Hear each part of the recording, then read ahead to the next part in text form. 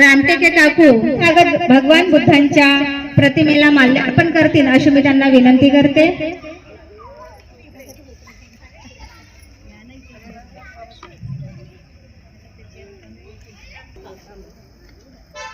Doctor Babasaheb आंबेडकरांचा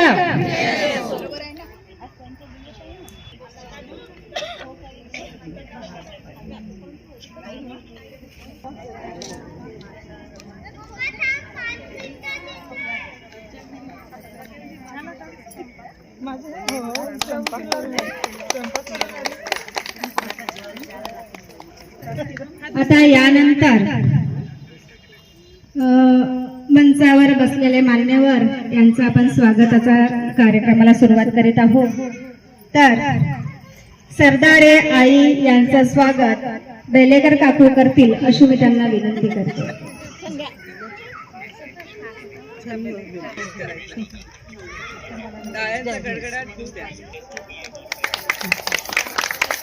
बनसोड आईचे काय ग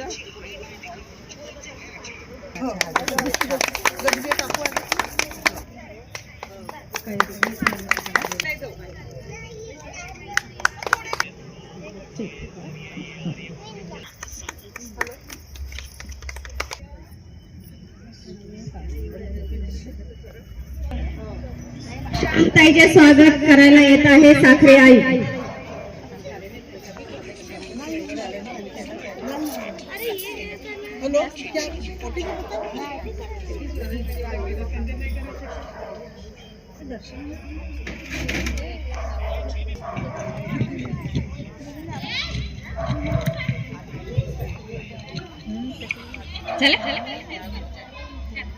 श्याम ताईचे स्वागत.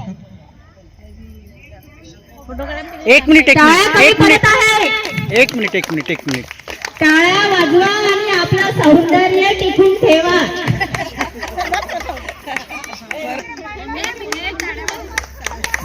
हे आज कोणत्याही स्त्रीला सांगण्याची गरज नाही, कारण आज माध्यमांच्या द्वारे आणि वृत्तपत्रांच्या द्वारे आणि आपल्या चर्चेतून प्रत्येकाला माहिती आहे की आज जागतिक महिला दिन आहे. तर स्त्रियांबद्दल जर चार ओळी म्हणायच्या झाल्यास तर स्त्री म्हणजे वात्सल्य, स्त्री म्हणजे मांगल्य, स्त्री म्हणजे मातृत्व, स्त्री म्हणजे कर्तृत्व, स्त्री म्हणजे प्रत्येक क्षणाची साथ, स्त्री म्हणजे प्रत्येक अडथळ्यावर मात. अशा प्रकारे स्त्रीच्या विविध पैलूंचं दर्शन या चार ओळीतून सांगण्यात आलेलं आहे. तर आज जागतिक महिला दिनाबद्दल थोडक्यात जर सांगायचं झाल्यास 8 मार्च या दिवशीच हा जागतिक महिला दिवस का बरं केला जात असतो, ही एक बाब लक्षात घेण्यासारखी आहे. कारण 1908 मध्ये न्यूयॉर्कला जेव्हा एक आंदोलन झालेलं होतं, त्या आंदोलन जवळपास 1,500 महिलांनी ते आंदोलन केलेलं होतं. आणि त्या आंदोलनाचा नंतरचा भाग म्हणजे क्लारा झेकिन यांनी पुढे कोपनहेगन या ठिकाणी 1,500 स्त्रियांना घेऊन, म्हणजे जवळपास 17 देशातल्या 1,500 स्त्रिया आलेल्या होत्या त्या कॉन्फरन्सला. आणि त्या कॉन्फरन्स मध्ये 1910 मध्ये जेव्हा हे कॉन्फरन्स झालं, त्या ठिकाणी त्यांनी 8 मार्च हा दिवस जागतिक महिला दिवस म्हणून साजरा करण्यात आलेला होता. Good evening everyone. My name is Janvi.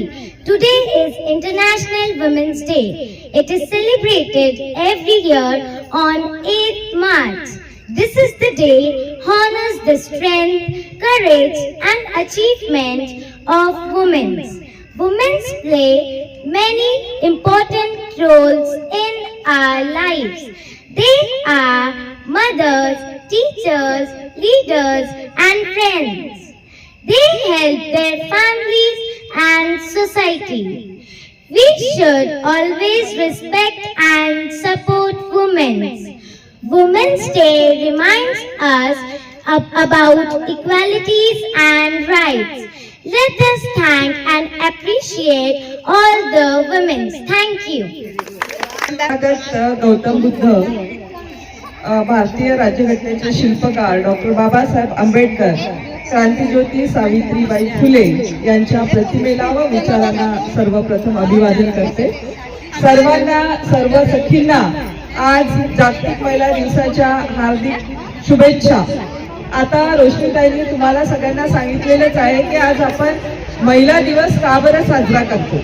बघा, आपल्या भारत देशामध्ये आपले एवढे मोठे संविधान डॉक्टर बाबासाहेब आंबेडकरांनी तयार करून ठेवलेले आहे की आपल्याला कुठल्याच गोष्टीसाठी भांडावं लागलं नाही. पण इतर देशाच्या बाबतीत जर आपण विचार केला तर आपण नेहमी ऐकत असतो की किती सुंदर देश आहे, तिथल्या स्त्रिया किती प्रगतिशील आहे, परंतु तसं नव्हतं. 18व्या शतकामध्ये तिथल्याही स्त्रियांना झगडावं लागलं आणि आपण नेहमीच पाहतो की स्त्रियांना प्रत्येक आपल्या हक्कासाठी झगडावं लागतं. जेव्हा 1908 मध्ये रोशनीताईंनी सांगितलं आणि आपण इतिहासातही वाचतो की 1908 मध्ये तिथल्या 1500 स्त्रिया झगडल्या. कशासाठी? तर त्यांच्या हक्कासाठी. ते कोणते 3 हक्क होते तुम्हाला माहिती असेलच, तरी सांगते की तिथे त्या कामाला जायच्या तेव्हा पुरुषांना त्यांच्यापेक्षा वेतन जास्त मिळायचं, मात्र कामाचे तास सारखे, स्त्रियांनाही तेवढे 8 तास काम आणि पुरुषांनाही 8 तास काम, मात्र त्यांना वेतन कमी मिळायचं. त्याच्यानंतर त्यांना याचा व्होटिंगचा हक्क नव्हता. व्होटिंगच्या हक्कासाठी भांडावं लागलं, म्हणजे वेतन सारखं व्हावं यासाठी त्यांना भांडावं लागलं, व्होटिंगचा हक्क मिळण्यासाठी भांडावं लागलं आणि कितीतरी गोष्टीसाठी त्यांना सतत म्हणजे तिथे आपले मत मांडावं लागले. तर 1500 स्त्रियांनी तिथे आपल्या हक्कासाठी जेव्हा ते आंदोलन केलं तेव्हा तिथे लक्षात आलं की खरंच स्त्रियांनी हे जे मांडलेलं आहे ते खरंच योग्य आहे. आणि त्यानुसार मग 1910 मध्ये जेव्हा 17 देशांच्या तिथे स्त्रिया आल्या आणि त्या स्त्रियांनी जेव्हा स्त्रियांच्या हक्काबद्दल मांडणी केली तर खरंच स्त्रियांचा हक्क त्यांना मिळायला पाहिजे असं आंदोलन आणि तिथे एक जागतिक महिला दिवस, महिलांचा दिवस असावा असं ठरवलं आणि त्या दिवसापासून आपण जागतिक महिला दिवस साजरा करतो. मात्र आपल्या डॉक्टर बाबासाहेब आंबेडकरांनी हिंदू कोड बिल नुसार आपल्याला सर्व संविधानामध्ये इतकं चांगलं आपल्यासाठी तयार केलेलं आहे की आपल्याला समान वेतन, त्यानंतर आपल्याला 6 महिन्याच्या ज्या मॅटर्निटी लिव्ह होत्या त्या आधी नव्हत्या त्या लिव्ह मिळालेल्या आहे आणि आपल्या स्त्रियांसाठी सर्व काही म्हणजे स्त्री शिकेल तर पुन्हा आपला देश समोर जाईल असं डॉक्टर बाबासाहेब आंबेडकरांनी आपल्या संविधानात आपल्यासाठी सर्व तयार करून ठेवलेलं आहे. तर खरंच आपल्या भारत देशाचं संविधान इतकं महान आहे की आपल्याला कुठल्याही गोष्टीसाठी झगडावं लागत नाही. मात्र 18व्या शतकानंतर जे 19व्या शतकात आलं तर आपण पाहिलं 19व्या शतकामध्ये की स्त्रियांना खूप आपल्याला प्रगती आपण करताना पाहिली किंवा प्रगती करत आहोत. पूर्वी 18व्या शतकामध्ये कसं होतं की मुलगी जन्माला आली तिने तिथे जायचं नाही, तिला शिकवायचं नाही आणि मुलगी जन्माला आली तर ही दुसऱ्याच घरची आहे, त्याच्यामुळे तिला सतत कोंडल्याच सारखं राहावं लागत होतं. परंतु 19व्या शतकामध्ये मात्र तसं नाही, आपण सतत प्रगतिशील झालेलो आहे. ते कशामुळे? तर क्रांतीज्योती सावित्रीबाई फुलेंमुळे. आणि क्रांतीज्योती सावित्रीबाई फुलेंनी तुम्ही सगळेजण ऐकताच आहे की त्यांनी जे स्त्रियांच्या शिक्षणासाठी जो उंबरठा पुढे आणला तो फार मोठा त्यांनी त्याग केलेला आहे. जेव्हा त्या बाहेर निघायच्या तेव्हा त्यांच्या अंगावर शेण आणि दगड सगळं फेकलं जायचं, पण स्त्री शिकली पाहिजे हे मात्र त्यांचं जे त्यांनी जो खूप प्रयत्न केले त्यानुसारच त्यामुळेच त्यांच्या प्रयत्नांनीच आज आपण इथवर पोहोचलेलो आहे आणि आपण आज प्रत्येक क्षेत्रात प्रगती करत आहोत. तुम्हाला माहिती आहे सगळ्यात पहिल्या ज्या पंतप्रधान होत्या माननीय इंदिरा गांधी, तेव्हा त्या पंतप्रधान झाल्या त्यावेळेस सर्वात पहिली अंतराळवीर होती भारतीय अंतराळवीर कल्पना चावला. आणि ती जेव्हा अंतराळात गेली तेव्हा तिला इंदिरा गांधींनी प्रश्न विचारला होता की आपला भारत देश तिथनं कसा दिसतो. त्यावेळेस कल्पना चावला म्हणजे पहिली भारतीय महिला होती की आपला भारत देश सारे जहां से अच्छा हिंदुस्तान हमारा, म्हणजे आपला भारत देश सोन्यासारखा आहे हे सुद्धा स्त्रीने सांगितलं होतं. आणि आपल्या घराला सुद्धा सोनं करण्याचं काम एक स्त्रीच करते, हे सगळ्यांना माहिती आहे. आता मला एक सांगा, मी एक छोटासा प्रश्न विचारील की आपण आपलं घर सांभाळतो, जर आपण आता प्रत्येक स्त्रिया कर्तृत्ववान झालेल्या आहेत, कुठल्या ना कुठल्या कामात सगळे गुंतलेल्या असतात, मग आता आपण घरही सांभाळतो, आपलं जर कार्य करत असेल तेही सांभाळतो, म्हणजे आपण कितीतरी महान आहो असं आपण स्वतःला समजलं पाहिजे. आपल्या घरचे समजत असो किंवा नको समजत असो, परंतु स्वतःनी मात्र समजायला पाहिजे. एक सायकल आहे, आता सायकल मध्ये 2 चाक आहेत, तर मला सांगा समोरचं चाक कोणाला दिलं पाहिजे? स्त्रीला. आणि मागचं चाक आपल्या. पण आपण असं करत नाही, आपण इतके महान आहो बघा, इतके महान आहो की आपण नेहमी मागचं चाक घेतो. बघा, मागचं चाक घेतो, समोरचं चाक घेत नाही. आपण नेहमी समोरचं चाक आपल्या हसबंडला देत असतो, बरोबर आहे? एका घरामध्ये आपण असतो आणि आपले हसबंड असतात, स्त्री पुरुष असतात, तर स्त्री नेहमी मागचं चाक घेते. आता बघा, याच्यामध्ये मी उदाहरण दिलं, मागच्या चाकावर किती भार असतात. आता बघा, मागच्या चाकाला चैन असते, आलं भाग. त्याच्यानंतर मागच्या चाकाला कॅरियर असते, आला भाग. त्याच्यानंतर ब्रेक असते, ते मागच्या चाकाला असते, बरोबर आहे? मागच्या चाकावर जर कोणाला बसून द्यायचं असेल तर मागच्या चाकावर बसून दिलं जातं. म्हणजे मागचा चाक कितीतरी भार सहन करत असतो आणि सगळे सांभाळत असतो, आणि मागचं चाक आहे म्हणून समोरचं चाकचं बॅलन्स बरोबर राहते, बरोबर आहे? म्हणजेच काय झालं की मागचं चाक म्हणजे स्त्री हे सगळं बरोबर सांभाळत असते, म्हणून तिचं घर आणि सगळं बरोबर सांभाळले जात असते. ते हे मी उदाहरण यासाठी दिलं की आपण जरी किती म्हटलं की स्त्रियांनी समोरचं चाक घेतलं पाहिजे, परंतु आपण तसं करत नाही, आपण मागचं चाकच घेतो. म्हणजे आपल्यावर कितीतरी भार घेतो आणि आपण ते सगळं सांभाळत असतो. परत आपल्या स्त्रिया किती अबला आणि सबला असे 2 शब्द तुम्ही ऐकलेले आहे, परंतु अबला जरी असल्या तरी त्यात असं म्हटलं जातं, परंतु त्याच्यातून त्या सबला नेहमी स्वतःला सिद्ध करत असतात. त्याची एक छोटीशी गोष्ट सांगते तुम्हाला. 19व्या शतकामध्ये जरी स्त्रिया पुढे आल्या, परंतु काही कुटुंबामध्ये बिचाऱ्या, समजा एखाद्या घरी मुलीच जन्माला आल्या, तर तिथले जे मोठे लोक असायचे ते मुलींना तेवढं महत्व देत नव्हते, पण त्यांच्या घरी एखादा मुलगा जर जन्माला आला तर त्याला खूप महत्व दिलं जायचं. तर असंच 3 मैत्रिणींची गोष्ट आहे. 3 मित्र होते. 3 मित्र त्यांनी काय केलं, एक छोटासा, पहिले म्हणजे कमी शिकलेले होते, तर त्यांनी एक छोटासा काहीतरी व्यवसाय करण्याचा प्रयत्न केला. ते व्यवसाय कसा होता, एक ऑटो घेतला 3 मिळून. मग 3 मिळून ऑटो घेतल्यानंतर त्यांनी तो ऑटो लावला चौकात. आता मला सांगा, ऑटो लावल्यानंतर एक चालवणारा असेल आणि मागचं सीट खाली पाहिजे, परंतु 2 मित्र काय करायचे, मागे बसायचे. मागे बसल्यानंतर आता कोणी जो प्रवासी असेल त्याला काय वाटतं, मागे बसलेला आहे तर तो कशाला थांबवणार आहे ऑटोवाल्याला, बरोबर आहे? तर मग असं करता करता 1-2 महिने तो काही त्यांचा व्यवसाय चालला नाही. मग ह्या 3 मित्राचे लग्न झाले. लग्न झाल्यानंतर त्यांच्या ज्या मिसेस होत्या त्यांनी बिचाऱ्या त्या कमी शिकलेल्या किंवा त्यांचं कसं तरी आपलं आई वडिलांनी दिलं.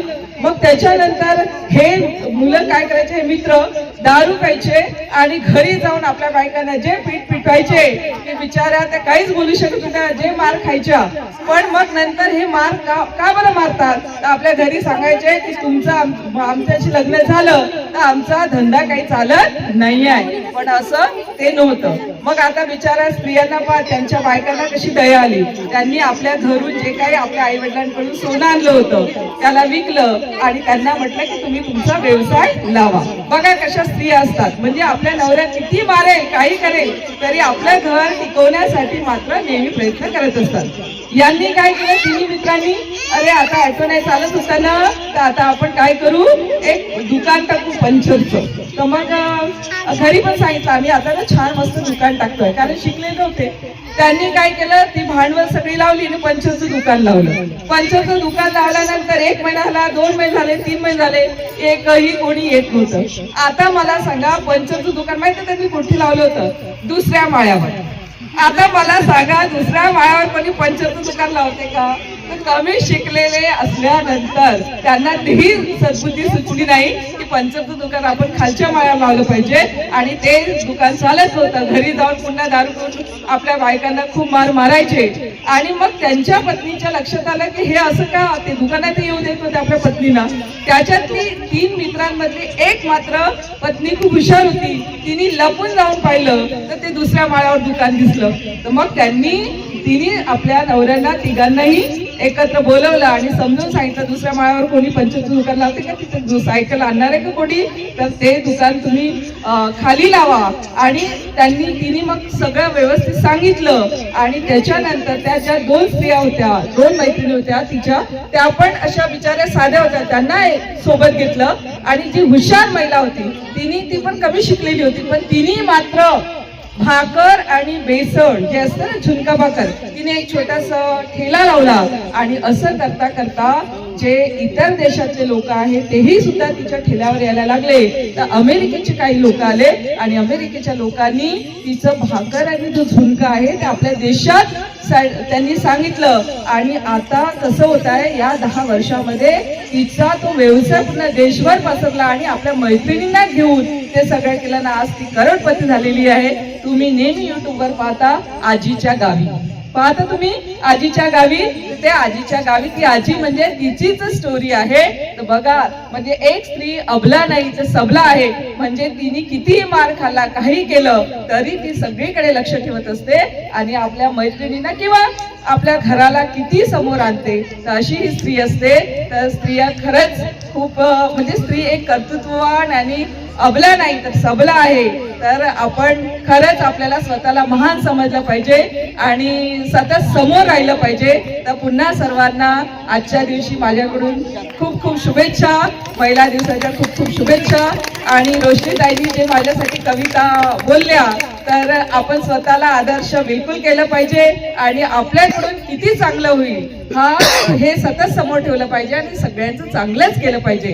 परत इथे मी आभार व्यक्त करते शालिनीताईंचे. खरंच त्या नेहमी काही ना काही ऍक्टिव्हिटी करत असतात, उपक्रम करत असतात आणि हे उपक्रम करण्यासाठी सुद्धा एक काय असतं, प्लॅनिंग लागतं आणि त्या नेहमी खरंच खूप चांगली प्लॅनिंग करतात. आताच आपली पिकनिक गेली होती, इतकी सुंदर पिकनिक त्यांनी अरेंज केली होती आणि सगळ्यांनी खूप मौज केली. म्हणजे आपण आपल्या घरी जे टेन्शन होतं ते सगळं टेन्शन विसरलं होतं आणि खूप छान एन्जॉय केला आणि आजही एन्जॉय करत आहे. तर खरंच आपल्या अशा मैत्रिणींना समोर केलं पाहिजे आणि आपण सर्व उपक्रमामध्ये सहभागी घेतला पाहिजे. धन्यवाद ताई, धन्यवाद.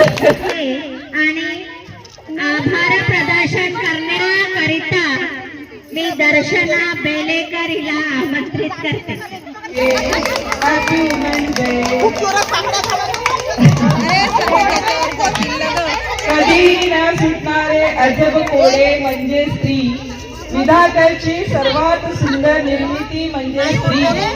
मान्य आहे असते हळवी ती, पण तरी प्रत्येक परिस्थितीत खंबीर असते ती.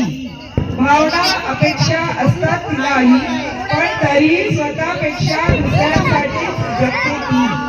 शरीराने असली जरी नाजूक, पण कठीण प्रसंगी मनाने.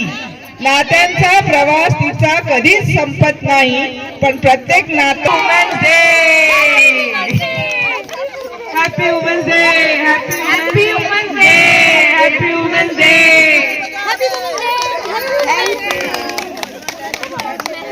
एक फुटला नाही का अजून? एक नाही फुटला, द्या केक का तर सगळ्यांना लक्षात. कार्यक्रम आटोपलेला आहे.